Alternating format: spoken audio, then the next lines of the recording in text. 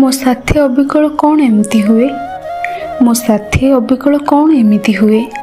ଯେମିତି ତୋ କଥା ଭାବିଲେ ପ୍ରେମର ପ୍ରଣୟ ମୋ ମନ ସଙ୍ଗୀତ ଗାଏ। ଆଖି ବୁଜିଦେଲେ ତୁ ଦୁଇ ନୟନ ମୋ ଆଖି ଆଗେ ଝଲସିଯାଏ। ଏକାନ୍ତ ସମୟ ମଳୟ ବୋହିଲେ ତୋତେ ଭାବି ଗୁଣୁ ଗୁଣୁ କିଛି ଗାଏ। ଜାଣିଛି ଏମିତି କିଛି ବି ହୁଏନି, ମୁଁ ଜାଣିଛି ଏମିତି କିଛି ବି ହୁଏନି।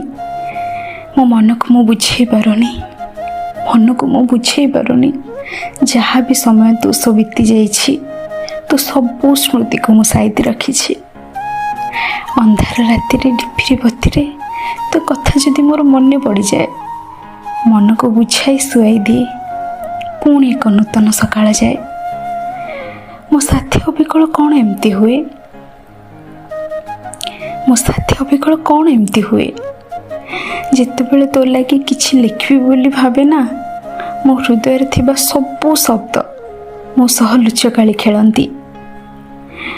ପୁଣି ମନକୁ ଶାନ୍ତ କରି କିଛି ପାଇବାର ଆଶାରେ ଆକାଶକୁ ଚାହିଁ ରହେ।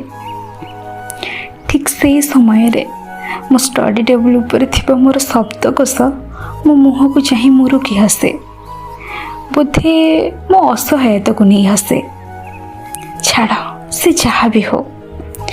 ଆଉ ଯେତେବେଳେ ମୁଁ ଶବ୍ଦକୋଷକୁ ଚାହେଁ, ସେ ମୋତେ ଆଖିରେ ଇସାରା ଦିଏ କି ନିଜ ପାଖରେ ଥିବା ସମାଧାନକୁ ତ ତୁ ଭୁଲି ଯାଉଛୁ, ଆଉ ତୋଠୁ ଏତେ ଦୂରରେ ଥିବା ଆକାଶକୁ କିଛି ପାଇବା ଆଶାରେ ଚାହିଁ ରହିଛୁ।